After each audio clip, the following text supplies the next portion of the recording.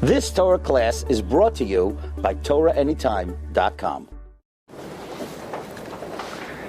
Okay, tonight's Shiur, Parshas Terumah.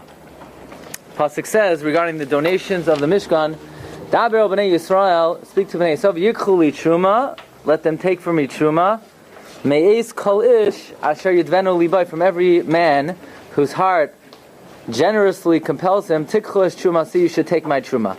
So the word ish is of note. Me'ez kol ish, every man. Why does it say me'ez kol ish? Why isn't Daber el bnei Yisrael sufficient? Daber el bnei Yisrael v'yikchu li Terumah, me'ez kol asher yidvenu libai. Why kol ish? Why does it say every man? So the Meshech Chachma, Rameir Simcha of Dvinsk, takes note of this word ish, and he says, well, this fits very well into the well-known halacha Masechta Bava Kama Daf Kuf Yotes, that if you are a Gabbai Tzedakah, the halacha is a Gabbai Tzedakah cannot collect a davar meruba from a woman. That means if a woman wants to give a matana meruba for tzedakah, a Gabbai Tzedakah may not accept it. A Gabbai Tzedakah may only accept a matana muetes from a woman. And therefore, obviously, here when it comes to the Mishkan, they're donating matana meruba, zahav, kesef, nechoshes. And therefore, if a woman would come to offer a nadavar for the Mishkan, we would not be able to accept it. And that's why the pasuk in fact says, me'ez kol ish, says the Meshech Chachma, v'loi kol isha. Look at number 2, Perush me'ez kol ish, v'loi me'ez kol isha.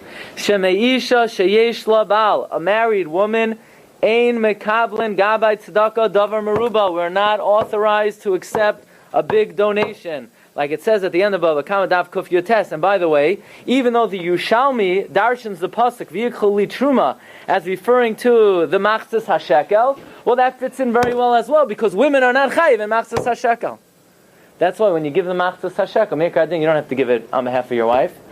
Okay, maybe there's a minhag, but either way, the halacha is a Gabbai Tzedakah does not accept matana meruba from a woman, only from a man. The question is, why not? Why can't you accept a matana meruba? Why can't you accept a sizable amount of tzedakah from a woman? So let's see the Mishnah on Bava Kama. At the end of Bava Kama, Daf Kuf Yud Chesam Beis.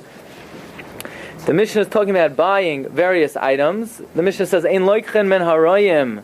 Number 3, tsemer. You can't buy wool from a shepherd. You assume he stole it. V'chalav. You can't accept milk from a shepherd. You assume he stole it. V'gdiyim. You can't accept young goats. V'loi mishaymeri peiros. If somebody is a fruit guard, you can't accept from them to buy eitzim wood upeiros. You assume they stole it. In other words, if you know that somebody stole something, you can't buy from them. But you're allowed to buy from a woman klei tzemer, wool, b'Yehuda and Yehuda, uklei pishtan b'Galil, and pishtan in the Galil, v'agolim b'Sharon, and agolim in the Sharon. You're allowed to buy from a woman wool garments. Why? Rashi explains men don't usually sell wool garments, and we could assume that the husband is not makbid if his wife sells wool garments. He probably gave it to her to sell. It's not a man's type of occupation to sell wool garments, at least not in the times of the Mishnah, and therefore we could assume the woman is selling it authorized. Ukli pishtan b'Galil. In the Galilee they had a lot of linen. In the Sharon, they had a lot of calves. Okay? But any time a shepherd or a woman says, I'm selling you this, do me a favor, don't show anybody what you bought. So now there's something fishy, right? Obviously this is very suspicious. Why doesn't she want anybody to see what she's selling? Obviously she must have stole it, or the shepherd must have stole it. So if they give any kind of instruction, don't allow anybody to see what we're selling, then usher, you cannot buy from them. In other words, what we're learning from this Mishnah is that a woman does not have full rights to money if she's married. Who does the money belong to? The money belongs to the husband. Once a woman gets married, her money, her assets, belong to her husband. Ma shekana isha kana baila. You don't like it, you do like it, I don't really care. That's the halacha. Kol ma shekana isha kana baila. That's the fact. Those are the facts. That's the halacha. Well, does she have the right to spend money? Yeah, it's presumably the husband allows her to spend money on the things that the household needs. What if she's selling things? So if they're small items and we assume the husband allows her to sell it, you could buy it. However, if there's any suspicion that she's doing it without the permission of the husband, you can't buy it from her. So now the issue is, what if a woman wants to give tzedakah? So let's see the Gemara. The Gemara daf Kufiyates. Tan Rabbanan. Loikhin men hanashim. You buy from women. Kli tzemer b'Yehuda. You could buy from women woolen garments in Yehuda, klei pishtan begalil. Avalo yenois ushmanim v'salsais. But not wine or oil or flour. Because wine, oil, and flour, that's a man's type of occupation. Usually men sold wine. So therefore, if a woman is selling wine, you have to be suspicious. She may be selling it without permission from the husband. What? Yeah.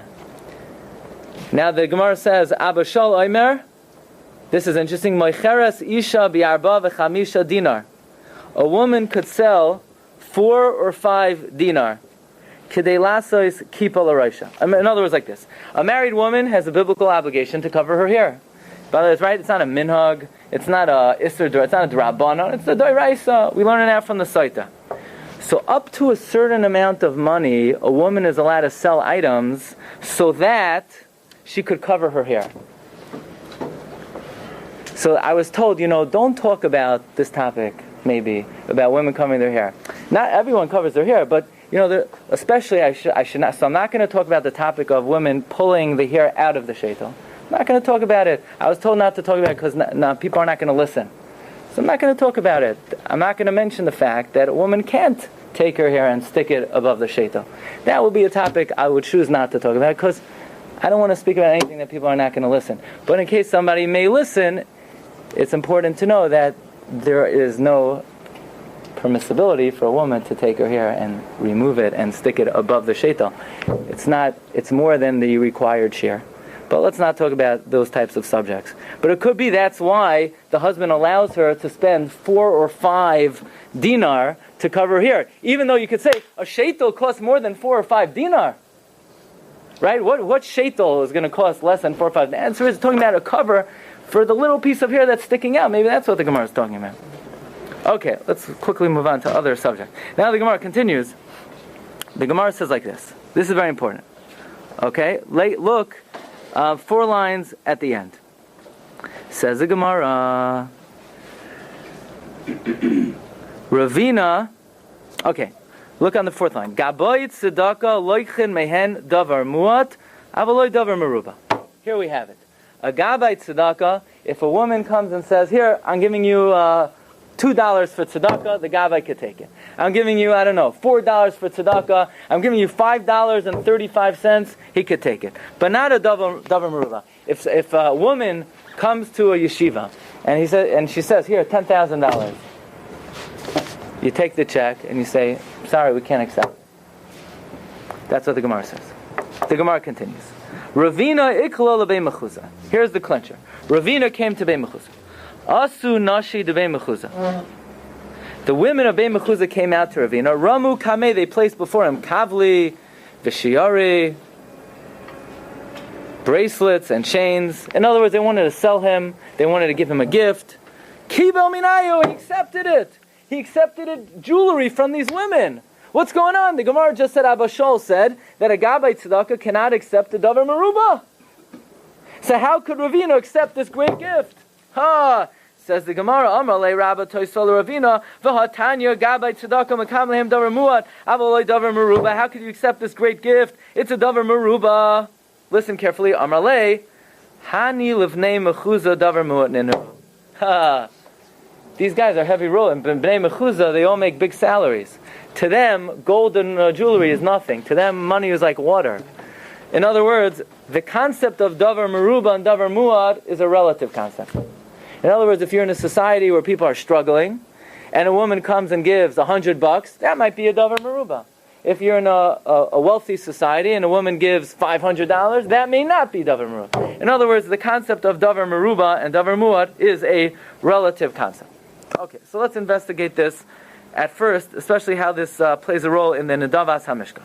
Look at number 5. Vayavayu ha'anoshim al hanoshim. The men came, literally, what does it mean, al hanoshim? On the ladies? Kol nediv lev, every generous-hearted person. Heviu chach vanezem, they brought their rings and their nose rings. V'tabas, and their regular rings. V'chumaz, chumaz is a gold covering of the makom zima. Kol klizav v'chol ish asher heinev tunva zav lashem.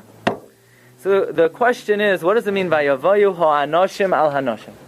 It should say vayavayu ha'anoshim v'gam hanoshim or v'hanoshim. What's al hanoshim? Says the Sforno, you know what it means? The men came on the women. That means they came inspecting exactly what the women were doing. They came monitoring what the women were doing. You know why? Because if a woman were to have come to the Mishkan and say, here's my ring, here's my bracelet, the Gabbai would not have been allowed to accept it. Because the halach is a Gabbai Tzedakah cannot accept from a woman a davar meruba. Therefore, when the women came to donate, the men made sure to be standing right there to give their haskama. They signed away. You know, like if you have to take care of your wife's credit card bill, so you make the call. They say, "Who are you?" What do you mean? I'm the husband. Husband? What's that? We don't care about you. We have to speak to the name on the card. So you have to get the wife to say, "I give permission for you to speak to my husband." Yeah, but I'm paying the bill. That doesn't matter. We don't care, right? Same thing when you want to take money from a woman, the husband has to be standing there authorizing the transaction. That's how the Sforno learns. Vayavayu ha'anoshim al hanoshim, im hanoshim hamisnadvois, bo'u ha'anoshim shalohem lahaskim b'nedava kedei she'yakablu hagaboen mehem. Why? She'ein mekablim min hanoshim ela davar muat. You can only accept from a woman a small amount. So now we have to discuss. Nowadays they have brunches, teas, all kinds of events for women. Tzedakah events where the women take out the checkbook, write out a check. Are they allowed to do that? Could the Tzedakah organizations accept it? In fact, last night I met a Rosh Yeshiva. He said, well, what's the Shiur on tomorrow night? I said, whether you could accept Tzedakah from women. He said, Tzedakah from women, I have 3 buildings with a woman's name on it. Okay, so let's see. Hopefully we'll be able to keep them open, right? Okay. So the pasuk says in Vayakel, "B'chol isha chachmas leiv," every wise-hearted woman, biyadeha tavu, spun with her hands. Vayaviu matve, they brought what they wove. Es hatchelas, ves hagaman, ves telas hashani, ves hashesh. So the Sefer Pardes Yosef wonders, what makes these women have chachmas leiv? They're wise-hearted, so they know how to sew. It's malacha, it's not a chachma. What makes them have chachmas leiv? What is the meaning of biyadeha tavu? They spun with their hand. Says the Pardes Yosef number 8. The halacha is masha kansa isha kanabala. Whatever money a woman has, a married woman has, the husband owns. But what if a woman says, is a woman allowed to eat supper? Of course she could eat supper. I mean, the husband has to provide for her, right? It's the obligation of the husband to provide.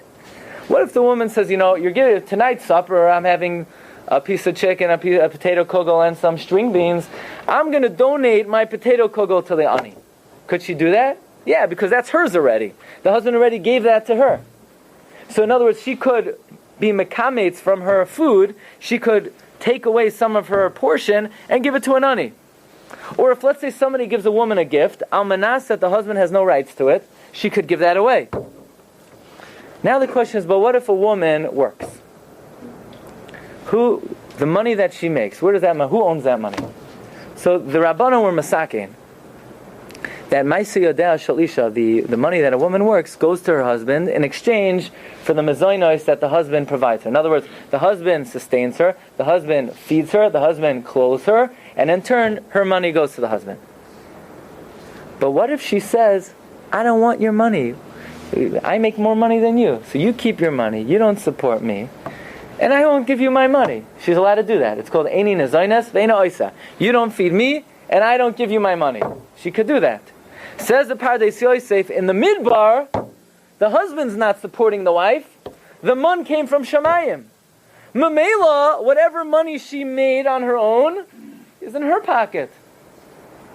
In other words, the only reason why she gives the money to the husband is because the husband provides for her. The husband doesn't provide for her, she keeps the money. So in the Midbar, she had the mun. So she got to keep whatever she did with her own hands. Says the Pardes Yosef, V'chol isha chachmas leiv, every woman who's a chacham, who knew that if her husband is not providing for her, she could keep what she makes with her hands. Biyadeha tavu. So then she sewed with her hands, and then she was able to donate that.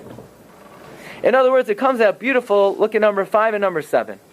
All the gold and the jewelry and the silver, the things that she took out of Mitzrayim, they go to the husband. So therefore, in order for her to donate it, vayavayu ha'anoshim al anoshim, you needed the men there. But whatever she's making with her own hands is her ma'aseh yadayim. Her ma'aseh yadayim, since the husband is not providing for her, she owns. Since she owns it, vayaviyu, she could bring it on her own. You don't need the men to be standing by giving consent. Okay. So that is the background of how it applies to the Mishkan. Let's try to understand some of the halacha l'maisa. The Rambam in Hilchos Matnas Aniyim, number 9, the Rambam says like this, 4th line, Gabay tzedakah loikchin min anoshim umin ha'avadim umin ha'tinoikos davar mud. A gabay tzedakah could take from a woman if she offers a small amount, avaloi davar meruba. Why? Shechazakas ha'meruba geneva. We presume that if she's giving a large amount, she doesn't have the permission of the husband. V'kamahu muat. What's a small amount? Says the Rambam, hakol lefi oisher habayla. It's relative. It depends how much money the husband has. If the husband's a multi-millionaire, maybe $1,000 is not a lot. If the husband is eking it out, maybe $100 is too much. Says the Radvaz, why are you allowed to take a small amount? Why are you allowed to take $5 from a woman? But the husband owns that technically also. Says the Radvaz, because we assume the husband would not be makbid. But what if every time somebody knocks on the door, the wife gives $2, and all of a sudden from the other end of the door you hear koiloisu brakim, the husband says, "You did what? You gave $5?" That means the husband is makbid even on a davar muat. So if you know the husband is makbid on a davar muat, you can't even take from the wife a quarter. It's just presumed he wouldn't be makbid on davar muat. Okay, and therefore the Shulchan Aruch says like this. Shulchan Aruch says the same thing as the Rambam, that a gabay tzedakah cannot take a davar meruba, but he could take a davar muad. But if the baal is moichet, you can't even take a davar muad. The Chida adds that if a woman was menader money to tzedakah before she got married, let's say she pledged money before she got married, and now she gets married, the husband has to honor that pledge because she was obligated to give that money before she got married. But a pledge that a wife gives, the husband has no obligation to honor. She had no right to make the pledge to begin with. It's not incumbent upon the husband.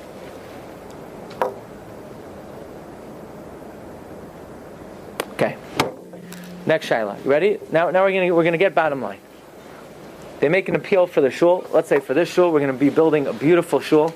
So if anybody wants to sponsor, you could check outside. There are a lot of things still available. Anybody out there want to sponsor, you could also send it in. Let us know. So a woman, we make an appeal for the shul, and woman announces $100,000 Kehilas Avos Yisrael. I want to sponsor the rabbi's copy machine. So, and she said, "My husband lets. My husband lets." Do you believe her? Does she have ne'emanos if she says, "My husband lets"? Says the Noid Yehuda, a woman is believed. You're right. If she wants to give a davar meruba, you can't accept it. But if she says, "My husband lets," you could believe her. Why? Ein adam chayte v'lo lie. She has no reason to lie. Why would she lie? She has nothing compelling her. So the Noid Yehuda paskins halach, and this is how we paskin, that we accept the word of the woman. If the woman says her husband allows, the husband gives permission, take it to the bank, cash the check, don't ask any questions. Comes Rav Shlomo Kluger, look at number 15. And somebody asked Rav Shlomo Kluger that, if you look in the Tanaim, or the Ksuba, it says in the Tanaim, V'yishlatu b'nechseihain b'shaveh, that they rule over the possessions equally. So somebody wanted to say, if that's what it says in the Tanam, that they have both equal ownership over the assets, then why would you not be able to accept the nedava of the woman? That's what it says. V'yishlatu b'nechseihain b'shaveh. It says Rav Shlomo Kluger, that's what it says, but that's not what it means. Don't take the Tanam so seriously. You're right, it says the woman has equal rights to the assets, but it's a lie. We don't really mean it. It's just like a nice thing to write. You know, like some ksubas, they have flowers around it. You know, they have designs. They're also not ma'akev. You don't have to have designs.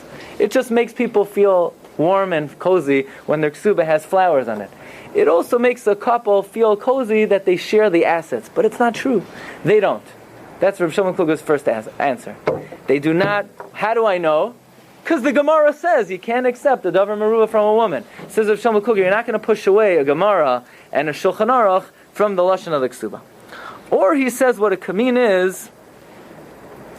There are certain possessions the Baal has. Let's say nichsa yitzayin barzel. Certain assets a woman brings into the marriage. If she writes it in the ksuba, she gets it at the end of the marriage. If it goes up, the man keeps the extra. If it goes down, he has to make up the extra. That means she's guaranteed whatever she brought into the marriage. So if that's the case, he owns that. But nichsei milug, she owns. So maybe what it means is there's certain assets that are his possession and certain assets that are her possession. But whatever money she brings in, they do not share 50-50, but rather they belong to the husband. Or, says Rav Shlomo Kluger, it couldn't be what the lashon of the Tanakh means. But just something the Rav Shlomo Kluger says, don't take the ksuba, don't take the Tanakh so seriously. My brother once asked me. It says in the ksuba, ano eflach, I'm going to work. Every guy who's learning, he's working. It says, ano eflach. He said a lam de shadrei. Ano eflach, lashon bit miyah. I'm going to work, right? That's what the real amdonim. They know how to. You have to know how to read it. Ano eflach. So here also it could be. You could say v'yishlutun v'nachseim b'shaveh. You think we're going to split it? That's a special chiddush. But the Rav Shlomo Kluger says another pshat. It doesn't mean they actually own the assets equally. It means that they commit themselves to ask each other's advice and to be shal eitzah from each other and not to do anything without the consent of the other party. But in terms of ownership, the ownership is the husband's. Okay? So bottom line is, Rav Shlomo Kluger says, don't be swayed by the language of the Tanakh. Next case. But we're going to see we're building one principle upon the other, and then we're going to see how we apply it. Next, Tshuva L'Noid B'Yehuda, Madura Tinyana, Siman Kuf Nun Ches, number 16. You have a woman, she's married to a multi-millionaire. They make an appeal in shul.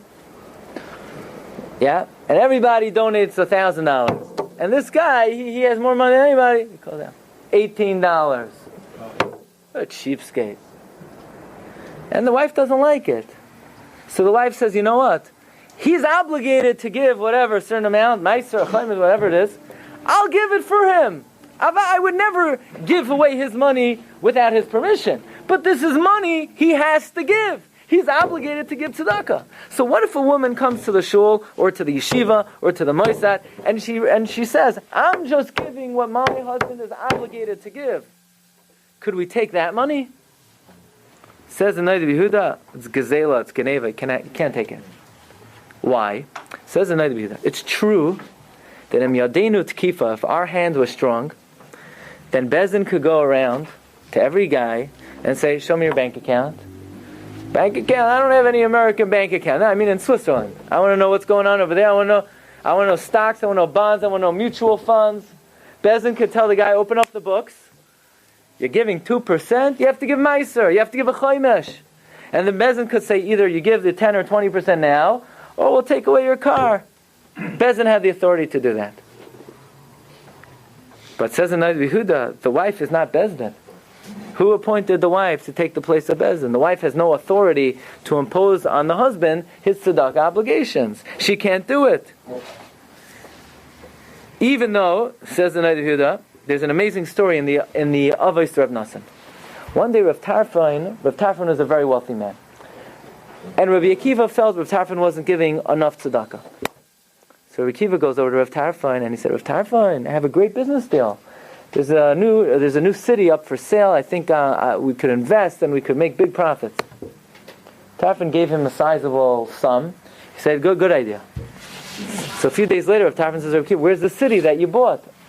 Oh, he opens up the Tehillim and he gets to the city. He gets to the pasuk that says, when you give tzedakah, your charity, your righteousness lasts forever. Says Rabbi Akiva, that's the city. The city I bought is an olam haba. I gave all your money to tzedakah. and Rav Tarfon kisses him on the head.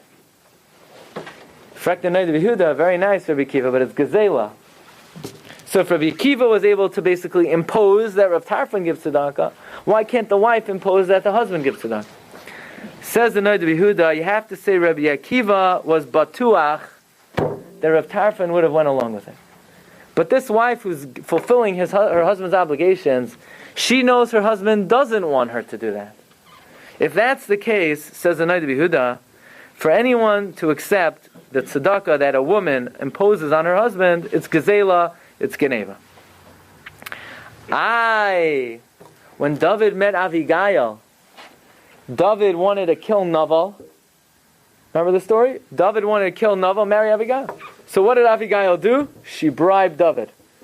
She gave him matana meruba. And David took it. How could David take this matana meruba from Avigail? Naval would not have given permission. Says Rabbi Yehuda, yes he would have. She's bribing him to save his skin. She's giving him money so that David doesn't kill her husband.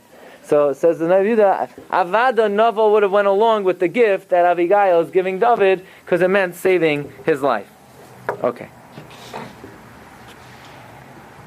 So now I want to bring to your attention 3 machlokesen. We're going to hear now 3 chidushim of the Aruch HaShulchan. Okay, 3 chidushim. And we're going to have 3 disputes on these 3 chidushim. And we'll try to come out with some type of halacha l'maisa. Because I know there are a lot of people out there, they're chalishing to give money to the shul. They're just waiting. As soon as they get the green light, they're going to sign up for the things, right? Okay. Says Aruch HaShulchan, in Siman Reish Mem Ches, Sivkat Yud Beis. Sivkat Yud Gimel. That I was reading through the Chuvas of Rabbi Yehuda, and Rabbi Yehuda said that a woman who sees that her husband is not giving enough tzedakah, she could go ahead and give the tzedakah that her husband is obligated to give. And then Rabbi Yehuda said, no, excuse me, she can't do that. Right? You can't accept that tzedakah. She has no authority to do that. Says Aruch HaShulchan, I disagree. If you have a guy who makes $100,000 a year, and he's not giving his $10,000, and he's only giving $1,000, the wife could go and give away $9,000. Who appointed her a sar and a shofet? Says Aruch HaShulchan like this: if the rabbi of the shul, that's where I come in. If the rabbi of the shul determines that a certain person is not giving enough tzedakah,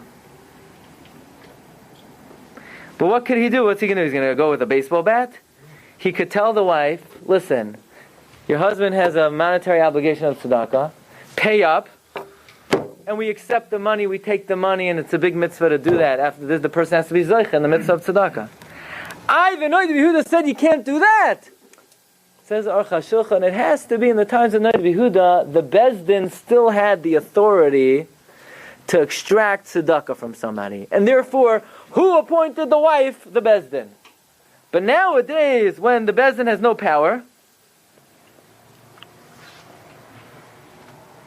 if the Rav of the city determines that someone is not giving up tzedakah, the wife could be asked to give for him, and you could accept it.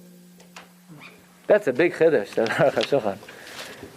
Now, how the rabbi knows that someone's not giving enough tzedakah, I don't know. No idea. But the Aruch HaShulchan argues on the Rabbi Yehuda. He says, the Rabbi Yehuda is talking about in the olden days, when Beis Din was very powerful. Nowadays, Beis Din has no kayach, Beis Din has no power.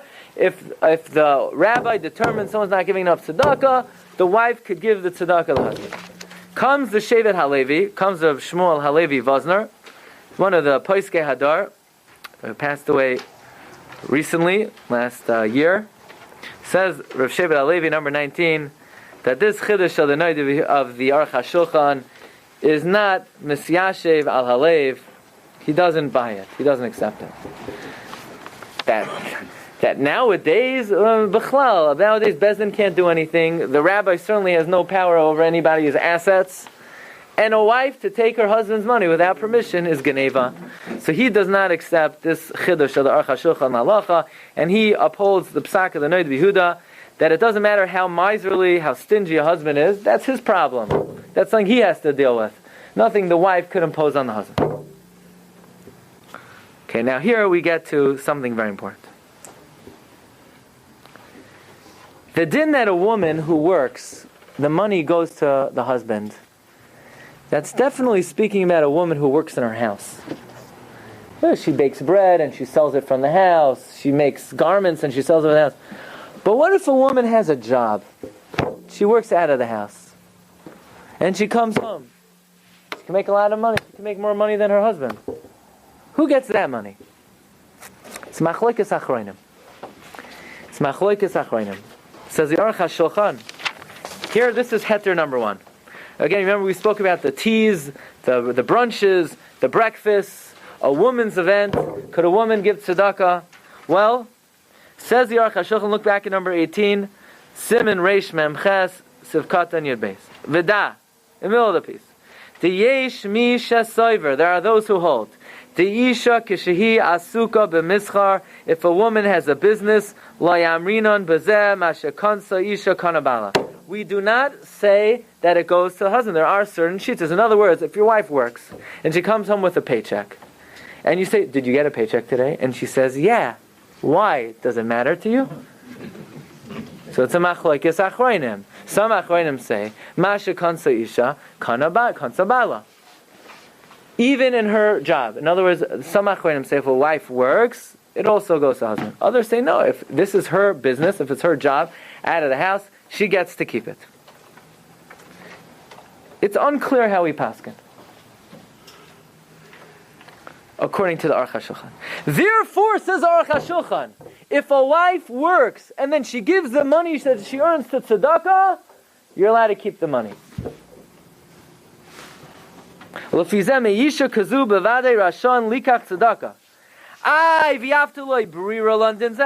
not clear that a wife who works, she gets to keep her own money. Says the Aruch HaShulchan, but regarding tzedakah, since it's a mitzvah, you could be soymech on the shita that if she works, she could keep her own money and accept the money. Comes the Shevet HaLevi, Rav Shmuel Levi Vosner, and he says, Aruch HaShulchan, if it's not clear that if when a wife works, she gets to keep her money, then why are you allowed to keep her money that she offers to tzedakah? On the tzad that the money goes to her husband, the money she's offering you is stolen money. So what are you taking from her? You're taking from her safek gezela. How could you take safek gezela as a gift for tzedakah?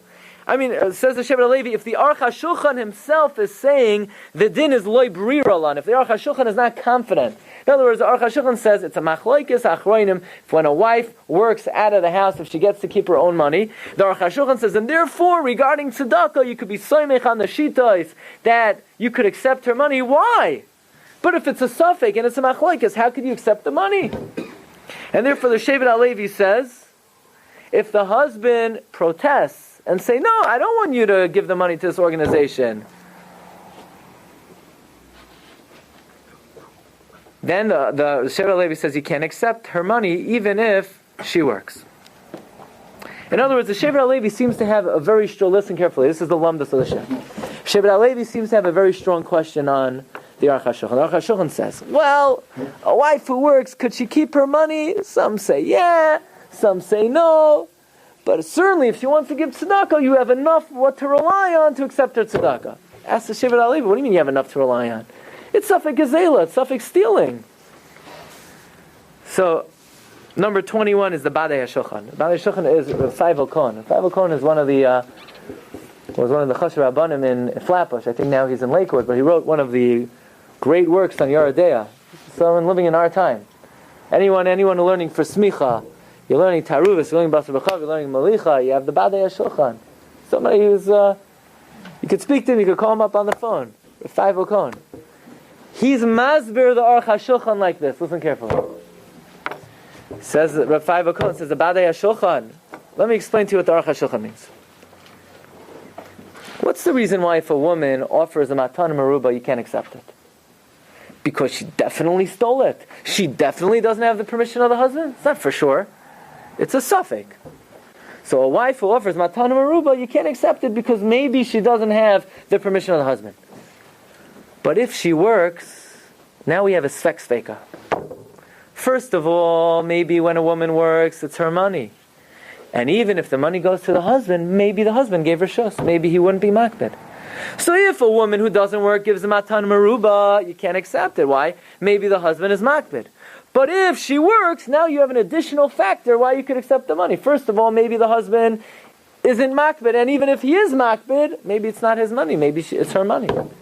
The pshat is, but says Reb Feivel Cohen, that's only if you don't know that the husband doesn't want. But if you know for sure the husband doesn't let, then you're back to one suffix, and you can't accept the matan meruba from a woman.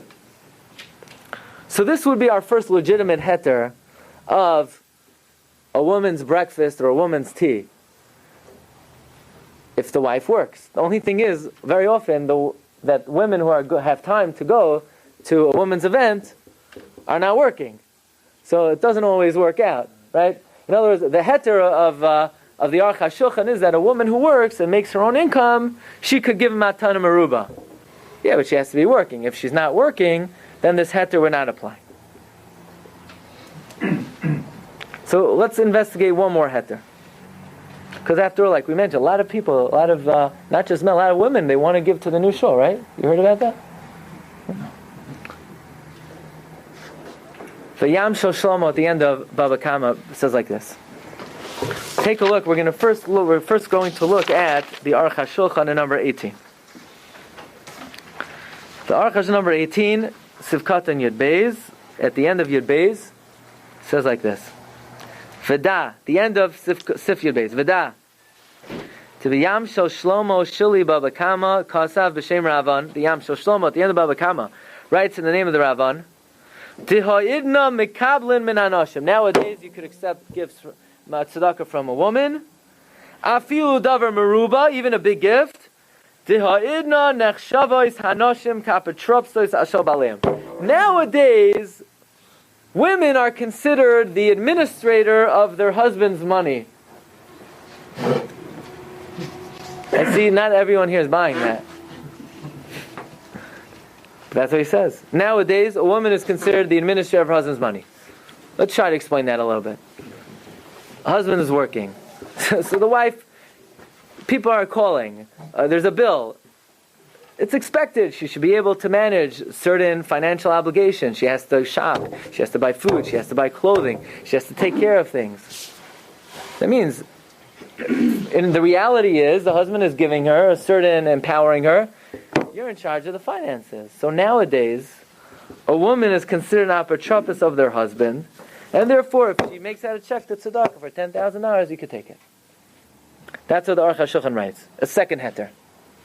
Again, the first heter is a woman who works. You could rely on the shitos that say a woman who works, the money's hers. So that heter, the Shevet HaLevi didn't accept. The Badei HaShulchan defended it. Now a new heter is that nowadays, ha'idna, women are considered the apotropos of their husband, the administrator, the executive director of the finances. So by the way, Chassam Sofer once said that all of his gadlus came from the fact that if somebody quoted a shita, you must look it up. You must look it up. Never take anybody's word for it. You know, especially you read like a halacha sheet. You're allowed to. It's mutter. It's aser. You got to look everything up. So look up the Yam Shel Shlomo. Sure enough, look at number 22. The Yam Shel Shlomo quotes the Ravan, that the Ravan says nowadays a woman is the apotropos of her husband, and therefore you could accept the davar meruba. Says the Yam Shel Shlomo, you know what? It's not a uniform, that's not across the board. I don't think every husband in the world would say, yeah, my wife is the executive director of all the finances. It depends on the relation. It depends on the marriage. You have some marriages I know of. You have the husband does his thing. He doesn't even know what's flying in the bank. He doesn't know anything about the finance. She takes care of everything.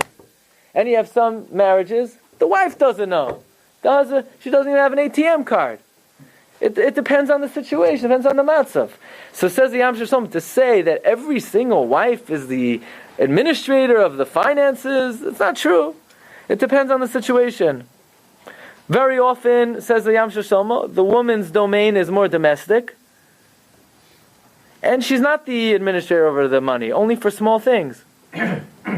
And even if the husband does give her authority, but not for large not for large amounts, unless, says Yam Shel Shloimeh, what if the guy's learning, he's sitting and learning, and he doesn't make any money, and the wife's the one bringing in the income, and she's supporting him, so even if technically she's speaking, she doesn't have the right to give him matana meruba, but if the husband knows what's good for him, says the Yam Shel Shlomo, he's not going to say anything. After all the money in the house is coming from her.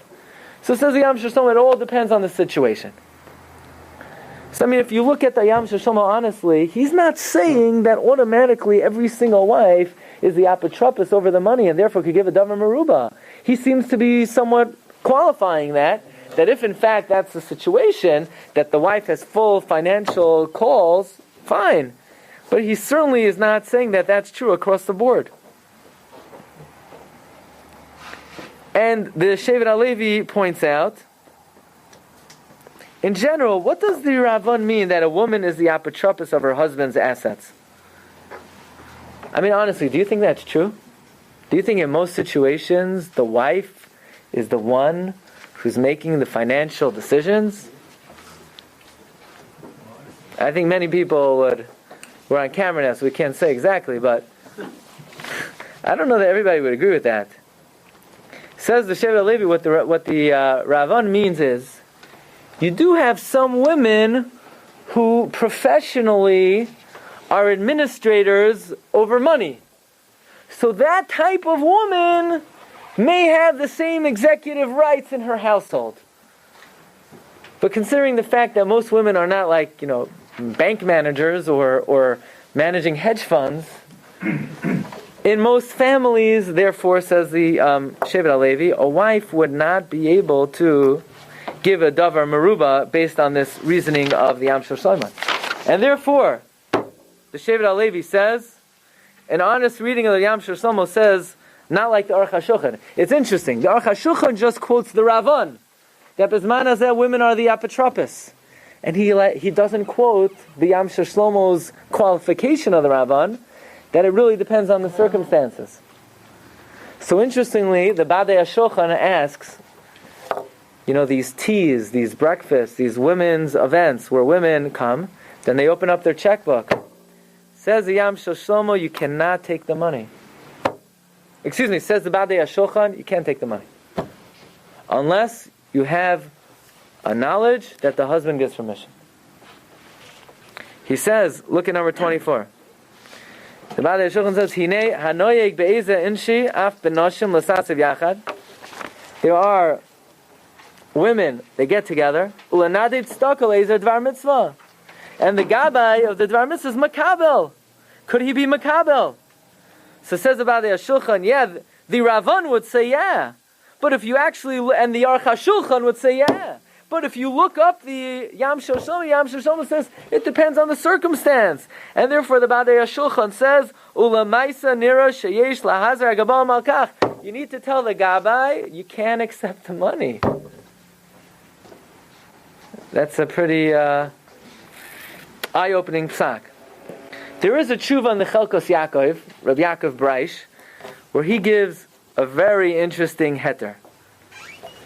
The Rav Deitch asked Rav Breish about, there was a certain Rav, I guess he was not that very popular among the men, but he was very popular among the women. I guess he didn't tell them about the sheitel thing. And he became very popular about the women, that most of his parnasa came from the women in his kehillah. Not only that, the women used to get together and make meetings and send the money to the Rav. And then the Rav thinks to himself, but now, am I allowed to take this money? You can't accept the davar meruba from a woman. So Rav Breish gives a very interesting heter. All of these women's meetings, they send out invitations. They put up posters. The husband reads the posters, and the husband sees the invitations. And the wife says, I can't stay home today. Where are you going? I'm going to a breakfast. For what? For Leiv La'achem, for Kilas Avas Yisrael, I don't know. And the husband doesn't say boo. Says Rabbi Shtika Kahida. If the husband knows the wife is going and he doesn't say anything, presumably he's authorizing it. So he allows these types of events based on that svara. Again, so what heterim have we found? First of all, a woman who works, according to the Badei HaShulchan, it would be mutter for her to give a davar meruba. The Aruch HaShulchan says even without that, bisman hazeh, a woman is considered an apotropos on the assets. But the Shevet HaLevi and the Badei HaShulchan question that. Maybe there's a heter based on the fact that there are invitations that are sent out. However, let's end with the following. The Shlach HaKadosh writes in number 27 that the tzedakah that a woman gives is more beloved to Hashem than the tzedakah that a man gives. Why is that? Because when a man gives tzedakah, he gives money. When a woman gives tzedakah, she's at home, maybe she'll give a piece of cake, she'll give something to drink. The hana is more immediate. So the Matei Moshe was a Talmud of the Marshal. Says the Matei Moshe, based on this idea that the tzedakah of a woman is more important and more dear to Hashem than that of a man, person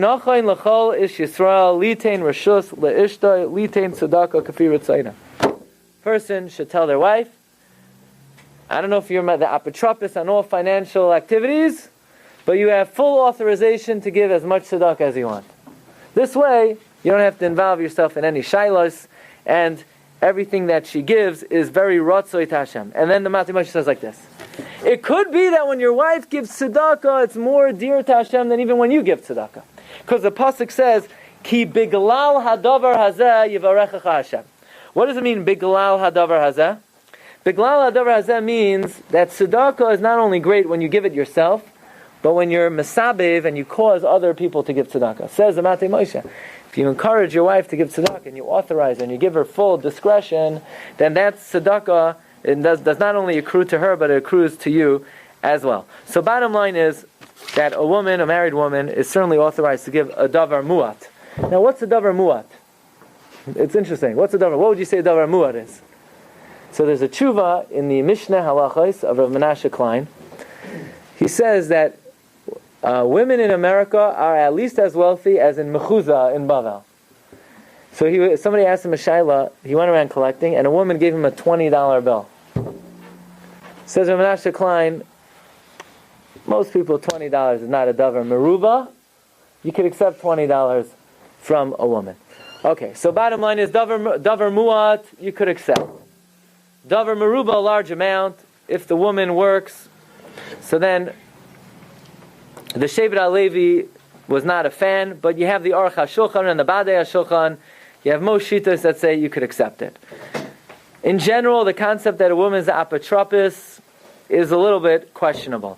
But nevertheless, the Matei Moshe recommends that the husband authorize his wife, and this way, says the Matei Moshe, will be shalom al Yisrael, will be shalom for the Mossad, shalom for the husband, and shalom for all of Klal Yisrael.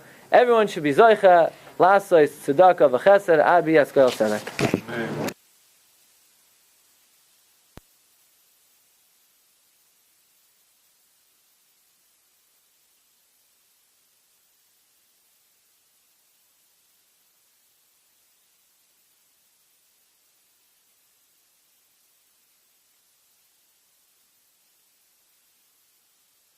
You've just experienced another Torah class brought to you by TorahAnytime.com.